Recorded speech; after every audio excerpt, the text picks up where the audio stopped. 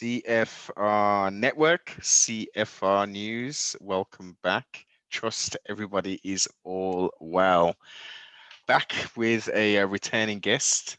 This is most definitely going to be an interesting one. I have returning Micah Dank in the lab with me. Welcome to the broadcast again, sir. How are we?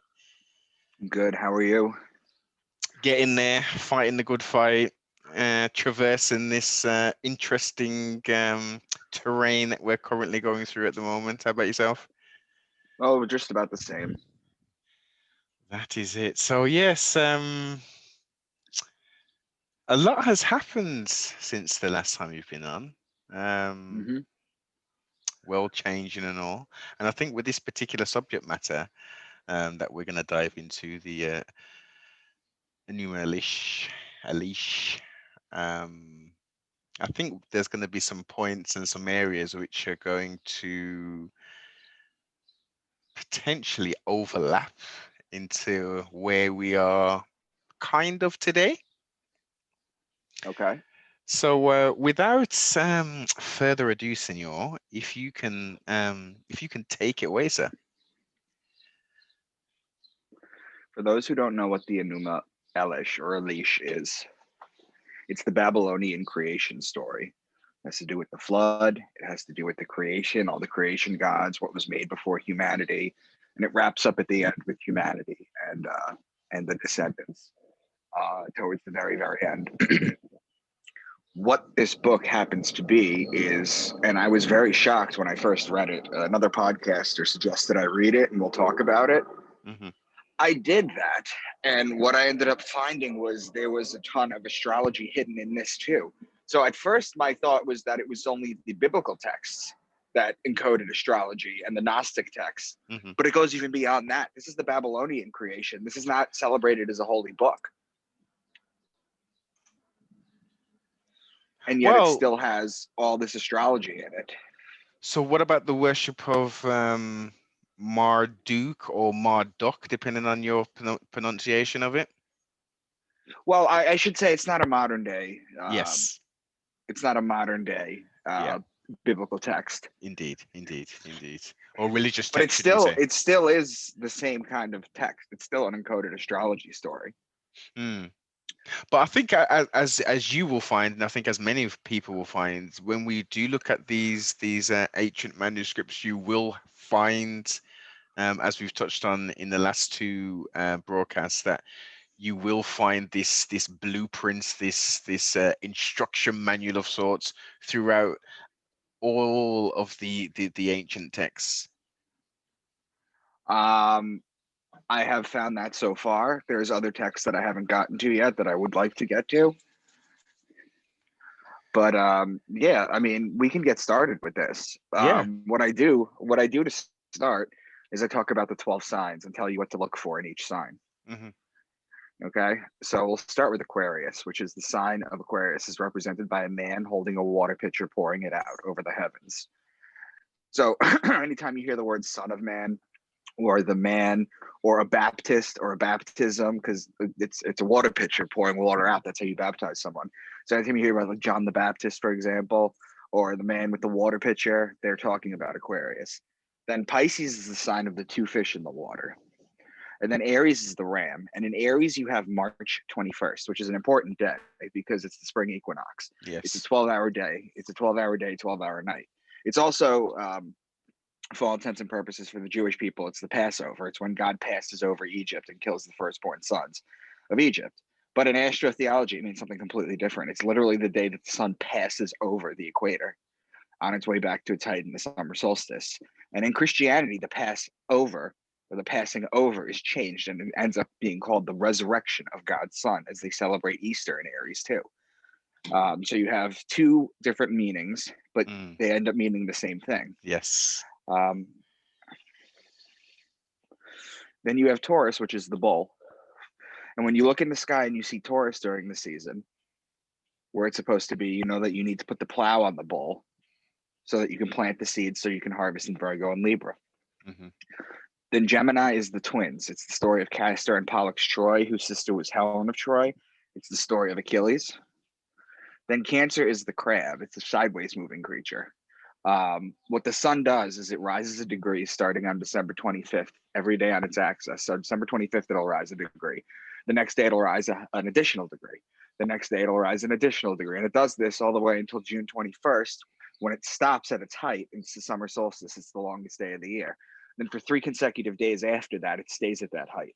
And then on June 25th, it drops a degree. And then it continues to drop a degree every single day until it hits December 21st, which is the winter solstice. That's when the sun dies. It's the shortest day of the year. The sun is barely out. They used to say the sun was dead. And then the sun stays there for 3 days, which is why God's son was dead for 3 days. And then what happens is it comes back to life on December 25th, which is why the birth of Christ, the birth of Tammuz, the birth of Mithra, you can name them, a Horus, you could just name them, name a god. They're all born on December 25th, and this is the reason why. And then Leo is the king. So Leo is the lion, and the lion is the king of the jungle. So the ruling planet of Leo is actually the sun.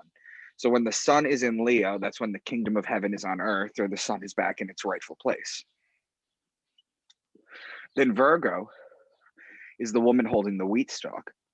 So remember before I said you planted Taurus? Well, the virgins would cultivate the wheat in Virgo in order to make the bread for the year. So whenever you hear bread or seed, or like mustard seed, yeast, bread, words like that, you know they're talking about Virgo. Then Libra is the justice. It's the scales, it's the balance, it's the just one. And the reason it's the justice is because it judges God's sun as it passes over the fall equinox and begins its descent into winter, into cold, into death. And so whenever you hear the words judgment, judge, Jesus is known as the just one. That's when the sun is in Libra. Judgment, judging. Libra is also wine season because it's September, October. That's when the vineyards are full. Yes. So that's when you pick the grapes, and that's when you crush the grapes to make the wine. Yes. You press the grapes, exactly. So whenever you hear the words wine press or grapes or vinegar even, or wine, that's how you know. Or like the parable of the true vine. Whenever you hear vine, vineyard, they're talking about Libra. Libra is also olive season. Okay, so whenever you hear Jesus went to the Mount of Olives, that they're talking about Libra. So Libra is a combination of things. Yes. Libra is a combination of things. It's justice, judgment, because of the scales. It's wine, vineyard, grape, all that, and it's also olives. Okay, so in Libra you have the wine, and in Virgo you have the bread. So you have the bread and the wine. Those are the symbols of Christianity. Then Scorpio is the scorpion, and he is known as the betrayer. And when a scorpion bites you, the reason he's the betrayer is because when a scorpion bites you, it leaves an imprint in your skin that looks like a pair of lips. So you pull the scorpion off and it looks like it gave you a kiss, but it's full of poison. That's why it's the betrayal. That's the betrayal. And it's where the mafia gets the kiss of death from, when they kiss you off. It's why Jesus was betrayed by Judas with a kiss, is because Jesus is the sun going through the 12 signs, and Judas is the scorpion. And so every time you hear the word Scorpio or scorpion, it's talking about Scorpio. So it's judged in Libra, it's betrayed in Scorpio, and then finally in Sagittarius, this is where the bow and the arrow shoot the sun and inflict further punishment on it, killing it, in fact. And the reason they kill it in Sagittarius is because Sagittarius holds December 21st, which is the day of death. So whenever they're talking about a death in the Bible, it's always talking or referencing Sagittarius. That's the day in the year that things die. And we went over the fact that the sun dies in December 21st. Yes. And then Capricorn is the goat, because when you're talking about Capricorn, or you're talking about the goat climbs the mountain better than any other animal. You ever seen a goat like climb up a very steep mountain? Pretty much vertically, they can get up there in it. Exactly. And the reason they climb the mountain is because that's what the sun does. Is the zodiac wheel, the bottom of the zodiac wheel is Capricorn, and it starts to climb up the mountain. The sun climbs a degree every day. It's a metaphor. Okay, so those are the 12 signs. Okay, now if we were to start going into the Enuma Elish, I could start decoding it with the keys that I've just given you. Yes. Okay, and only those. So if we start with tablet 1, It says, at a time when even the glories above had yet to be named. And this was the time before the zodiac was in place, the zodiac and its constellations. And the progenitor, Tiamat, the mother who gave birth to all, intermingled their waters, producing neither field nor marsh. So this is when the sign of Aquarius, the man with the water pitcher, the water-based sign, and Pisces, the fish in the water, were created. See, they're talking about intermingling the waters. Well, you're talking about intermingling the waters in heaven. And those are the two. Okay, so it's important to know that Aquarius is not a water sign, it's an air sign, but it is a man holding a pitcher of water. Okay, so it references water. So these are the two water signs. So when they're ever talking about like a boat in a river or something, they're talking about they're talking about Pisces, the two fish. You know, when you're talking about the fisherman, you're talking about the two fish. If you're just talking about water, you could be talking about Aquarius. So the progenitor, Tiamat, the mother who gave birth to it all. Well, the woman's sign in the zodiac is Virgo, okay? And the man's sign is Aquarius. That's the man and the woman in the zodiac. There's only 4 signs, I believe, that are, well, let's see. We've got Aquarius. You've got Gemini, the twins. Mm-hmm. You've got Libra, the man with the scales. And you've got Virgo. And Sagittarius, the guy on the horse. So there's 5 signs. The rest are animals. So in astrology, if you're a human sign, it's very powerful. It's a sign of intelligence. And the zodiac goes even further than that as far as going into that. We're not going to go into that, though. Yeah.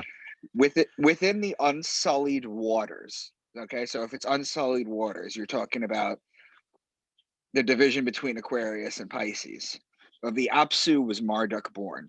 He was suckled on the milk of the goddess's own breast. Well, the goddess is so the unsullied waters are the division between Aquarius and Pisces. Okay, and the goddess is Virgo. So that's the Virgo Libra border. Okay. Those are opposing signs in the zodiac. And you'll find that when they're talking or they make references, like the Bible or in any of these ancient texts, to things of this nature, you'll find that they're always talking about neighboring signs or opposing signs. It's like clockwork. It's just how it's built in. You'll never talk about Leo and Taurus together. You never talk about the bull and the lion. That's never going to happen. What you will talk about is the man and the woman. You'll talk about the bull and the scorpion, for example, because they're opposing signs. There's plenty of mentions of that.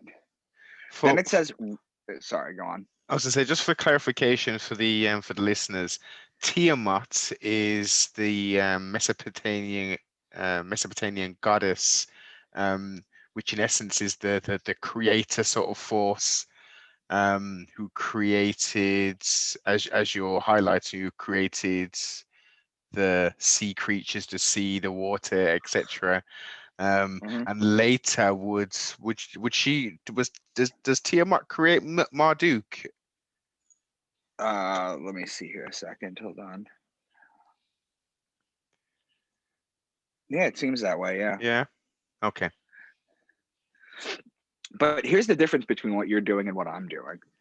What you're doing is you're reading the storyline and you're trying to make sense of it as far as who created what, who begat what. Yes. To me, it's just a story with filler. That basically its purpose is to encode the true astrology, which is the same thing with the Bible. Like most of the Bible is just, I call it filler. I'm an author. I have a 6-book series where I talk about all this kind of stuff. And basically I under the contention that when I write, sometimes I want to encode something or hide something in a text. Yeah. And I'll do that. But not every sentence is that. So the same thing that in these stories, not every sentence is something decoded. It's something you have to find. Indeed, I get you. I totally get you. Have you found any connection or correlation between her depiction of it being a serpent or a dragon? We're gonna get to that real quick. Okay. She brought. Here we go. Literally the next one. Well, actually, let me start back. Raise the war cry. Make them pay for what they have done. Now we're talking about Aries because the ruling planet of Aries is Mars, the god of war. See, when they talk about war and love or war and peace, okay, those are opposing signs. Yes. Aries is the god of war. So it's very, Aryan men are very, very strong-willed, angry. They're very manly. And Libra is their opposing sign, and the ruling planet of Libra is Venus, who's the goddess of love. So when they're talking about war and love or war and peace or things of that nature, you're talking about two opposing signs. That's how they basically do it. Okay. But here we go. She brought big snakes with piercing teeth and vicious fangs. Their bodies she had infused with poison rather than blood. And she caused these raging dragons to emit deadly beams. That's what you were talking about, right? Okay. This is talking about Ophiuchus, the snake bearer. It's the 13th sign. Okay. That's where the snakes come from. Also, the raging dragons come from the constellation Draco, which is the dragon.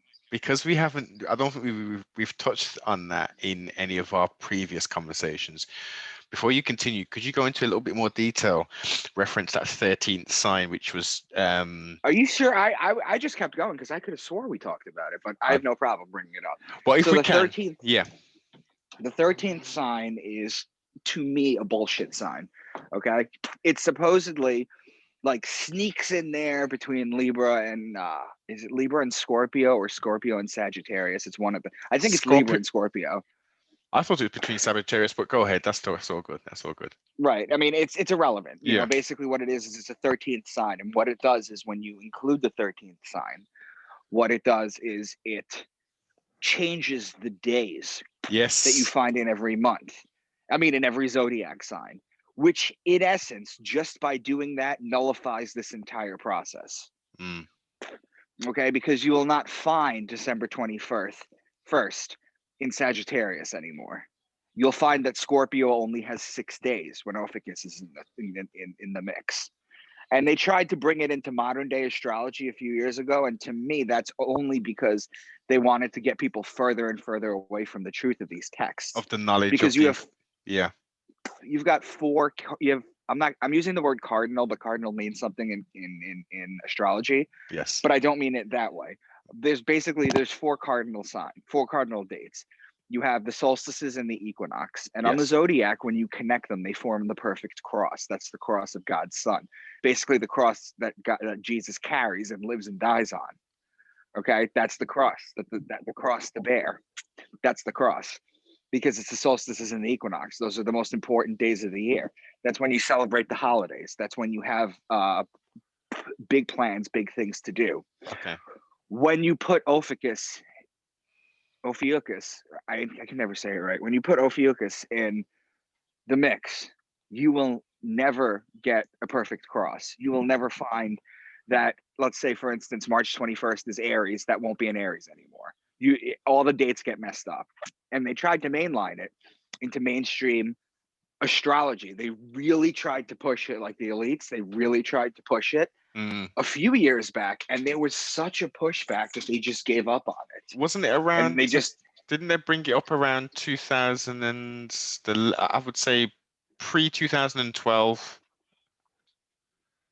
No, it's much more recent than that.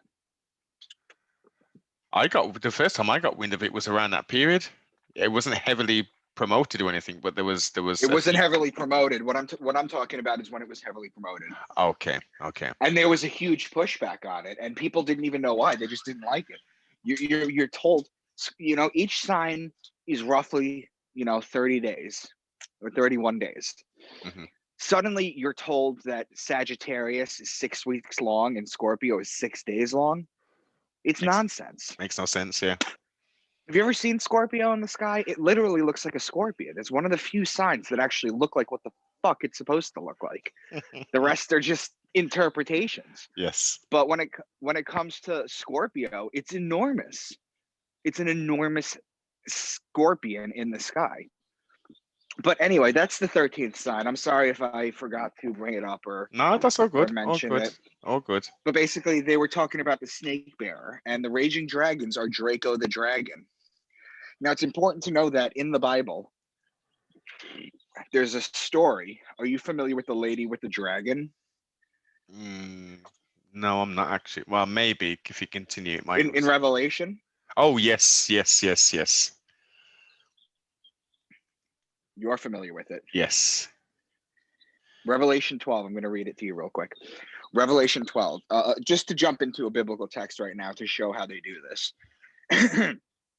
This is Revelation 12. Now, Noble, I have to tell you this, is there's people in the world that think they're going to look up to the sky, see a giant pregnant woman and a dragon attacking her. That's Okay? so literal. There's people that take this, and it's so ridiculous when you say it. A great sign appeared in heaven, a woman clothed with the sun, with the moon under her feet and a crown of 12 stars on her head. She was pregnant and cried out in pain as she was about to give birth. Then another sign appeared in heaven, an enormous red dragon with 7 heads and 10 horns and 7 crowns on its heads. Its tail swept a third of the stars out of the sky and flung them to earth. Now, let me decode this for you real quick. This is how it's decoded. This is how it's encoded in the Bible. A woman clothed with the sun is the sun clothed in Virgo. It's a metaphor. It's a metaphor. So they're basically talking about the sun in Virgo. Mm-hmm. If the sun's in Virgo, the moon will be at her feet. Now follow me here. There's 12 signs, okay? The sun spends 2 hours in each sign. That makes your 24-hour day. So the sun is in each sign for 2 hours, okay? Yes. Okay, so when you get to Virgo, that's the 8th sign. Okay, you double that, that's 1600, that's 4 p.m. That's still the middle of the day. Mm-hmm. Okay, so when the sun is in Virgo, the moon will be at her feet because the sun is still out. So the moon will be at her feet. When the moon is out, the sun will be at her feet. Get it? Yeah. Okay. Okay. Another sign appeared in heaven, an enormous dragon. Its tail swept a third of the stars out of the sky and flung them to earth. That's just a metaphor. The constellation Draco is the dragon. Okay. Its tail stretches from Aries to Sagittarius, which is 4/12 of the sign, or 1/3 of the stars out of the sky. Mm-hmm. Okay, so that's how it's encoded. Okay, so then So Tiamat. what about sorry, go on. what about the dragon and the stars falling away? What's that? What is that? Just The the metaphor. It's a metaphor. okay? It's like when God in the book of Job, when God says, "Can you bind the chains of the Pleiades? Can you loosen Orion's belts?" Those are just metaphors. Yeah. Right? Those are just metaphors. It's just an action that has to do with a storyline that's encoding something else. I get it. They literally could have said they crushed the stars and sprinkled to ashes or something to that nature. No, it's just a metaphor that a third of the stars. Well, why? Well, because the tail, which knocked the stars out, is a third of the sky. So that's why the tail knocked out a third of the sky, because that's what tails do. They wag back and forth and they knock shit over, especially if you're a dragon. Especially. You ever see all those videos and movies about dragons? They're dumb as fuck. They just knock shit over with their big clumsy tail. That's what they're saying. That's all they're saying in this. It's not meant to be taken literally. There's not going to be a giant dragon in the sky eating people. It's not how this is going to work. You know, these are all just metaphors. They're beautiful, but they're metaphors. Mm-hmm. So next we got into, then Tiamat enlisted a horned snake, a Musushu dragon, a mad dog, and a scorpion man, half man, half fish, half man, half bull. The horned snake is Ophiuchus again. The dragon is Draco. The mad dog is our dog star Sirius. Sirius. Good old Sirius. Yes. Good old Sirius. Then the scorpion man is Scorpio, an Aquarius mix, because when you combine the two signs, you get half man, half scorpion. The half man, half fish is a mix between the Aquarius, the man sign, and Pisces, the fish, Pisces, yeah. who blend each other. And the half man, half bull is when you blend half of Aquarius with half of Taurus. That's all this stuff is talking about. So we're at tablet 3. But you could also say, because for modern purposes, Sagittarius is the half man and half horse. Yes, it's half man, half horse, but they said half man, half bull. Yeah. Mm-hmm. And it's not technically a centaur, even though that's where it comes from. Mm-hmm. Technically, it is a man. I believe it is a man on a horse with the bow and the arrow. Mm-hmm. Unless it's half. I don't know. I'd have to look into that, to be honest with you. But either way, it is the horse. When you're talking about in the Bible, in the book of Revelation, they're talking about the 4 horsemen that bring the apocalypse. Yes. Well, what brings the apocalypse? If you think about it astrotheologically, it would be December 21st. It brings the winter. It brings the death of everything. That's the death of everything. That's the death they're talking about. Okay. There's 4 gospels. Jesus dies in each gospel.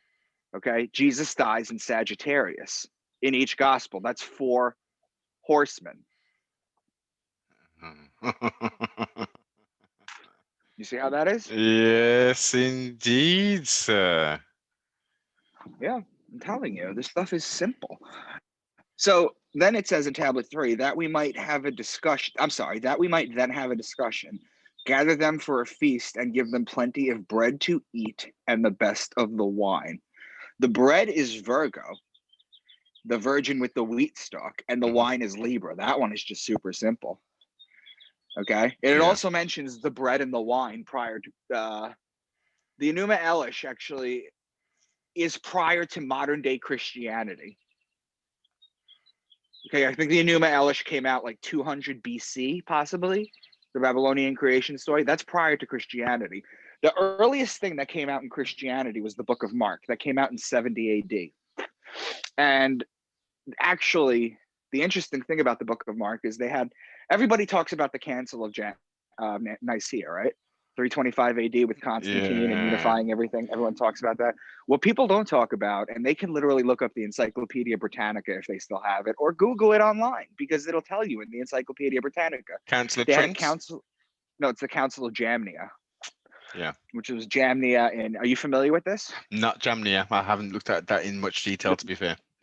The Council of well, it's simple. The Council of Jamnia is basically what they did was they had this in 100 AD because in 100 AD, okay, this is after Christ, 100 AD, the Old Testament wasn't canonized. See, for example, the Book of Job is the oldest book in the Bible, but it's not the first book. That's Genesis. So they didn't have this shit in order.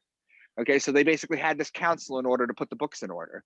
And in the year 70 AD, 30 years prior to this council, they had the Book of Mark that came out. It's the oldest gospel, and it predates it by like 30, 50 years. So what they basically did was they made a decision to leave the Book of Mark out of the Old Testament and start a New Testament with it. But at one point, they were considering putting this gospel in the Old Testament and just having it one long thing. There would have only been one religion. But because it was a new sign, they had to create a new religion, you see. So wait a minute. This is news to me. Maybe I've consumed too much data. So what you're suggesting is that the Book of Mark should have been within the Old Testament. I'm not saying it should have been. I'm saying they debated whether or not to have it. They canonized the Old Testament, the books in order that we know today, Indeed. in 100 AD. They had a bunch of priests and politicians get together to do this. Okay, it was in Jamnia, Israel, at the time. And what they ended up doing was they ended up leaving the Book of Mark out, but the Book of Mark almost made it into the Old Testament, thus creating just one long religion. There would have been no separation between Jews and Christians. None at all. None whatsoever in that respect. No. Wow. Okay, that's some additional research for me to do after this convo. And they're not exactly shy about it in Encyclopedia Britannica. I heard it elsewhere, and I did my research into it. But I mean, it's there.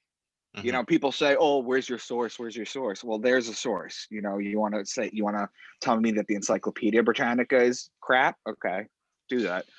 Well, this is it, and to be fair, we're right to question, but at the same time, if we're presenting information, we do need to provide source material and source data, so people can actually say, "Oh, actually, yeah, this is coming from a place of well-researched, verifiable information and knowledge." Right. Absolutely. So, tablet number 4. It starts. We must bestow upon you rule over the entire cosmic order.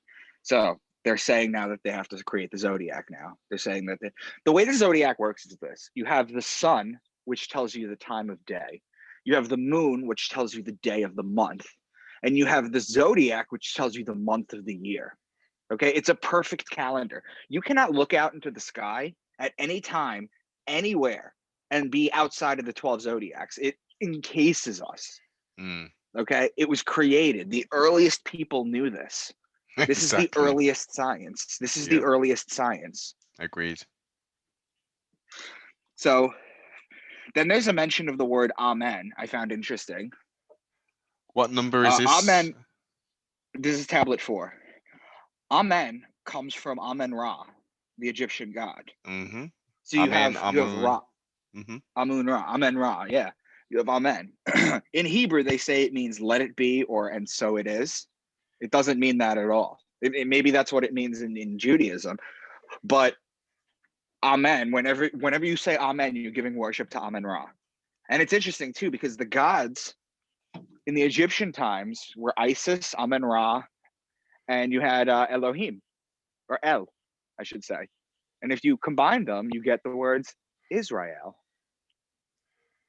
Isis, Ra, El. El was a Canaanite deity that was worshipped. Not an Egyptian one. No, but it was worshipped. It was worshipped at the time. It was a combination of the three of them. It's also important to know that. I'm sorry? No, I was gonna say, yeah, no, that I have heard that brought up a lot, but I have seen that there's definitely been a worship of El within Egypt, but I think there were more major deities that were worshipped, as you say, Isis, Ra, as in Amun-Ra. Well, those are the three that you took to make Israel. Yes, but totally. you're using Osiris, you're not using Horus, you're not using any of those. Horus, right? There were others, Heru. of course. There were others. I'm not saying they were the only ones. I'm just saying that they were the ones that were used to make the word Israel. Yes. Okay. So then it goes on. So proclaim to it that the constellation may then disappear. Proclaim to it yet again that the constellation be seen again. So they're talking about the creation of the sun here, because when the sun is out, all the constellations disappear. And when they come back, the sun is gone. It's down in the southern hemisphere. Then we have this one's good too. Marduk created a bow, and this he fashioned to be his weapon. Then he fletched the arrow with feathers and set it on the string, raising aloft a mace that he held within his rigid right hand, slinging the bow over his arm, setting the quiver at his side. The bow and the arrow is Sagittarius. Indeed. It's in his right hand. Okay, they say it's in his right hand, and Sagittarius happens to be the right hand of the zodiac. It's on the right side of it. If you cut it in half.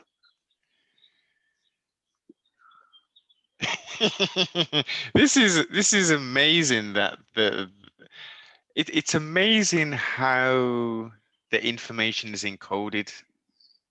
To my knowledge, nobody has ever figured this out. To my knowledge, I've looked. Nobody's ever figured this out. At least with this book. We've got a first, another first on the channel.